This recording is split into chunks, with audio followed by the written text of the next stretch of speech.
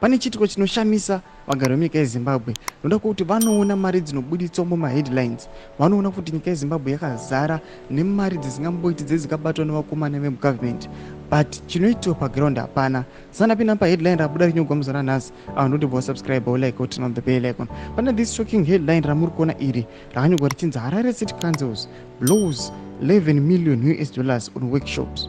Azvipere mushe, what kind of workshop? Maworkshop akaita sei iwawo asingabenefit the wish kana the will of my citizens.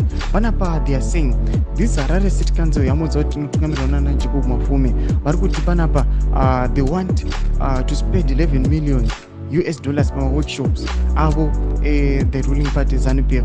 Amene workshop vanenge vachiita vachinoattenda, they are doing these workshops vachishandisa this lot of money 11 million akumana idzi mari kutamba nayo imari yekutoti mukatoita investment kunyange kana muri kumacivil servants aiwa macitizens panapa anotofara, vanhu vanotowana chimuko pamari iyoyo vaita investment pane maprograms akasiyana-siyana kana kutoadvansa medical equipment kana kutostarta maemployment opportunities. Nyika yeZimbabwe inotoprogressa ichienda kumberi, but they are deciding to squander this 11 million pamaworkshops anenge vachiita vachishaya maideas asingazoexecutive paground, vachidya pamadinners ari mox luxurious and expensive.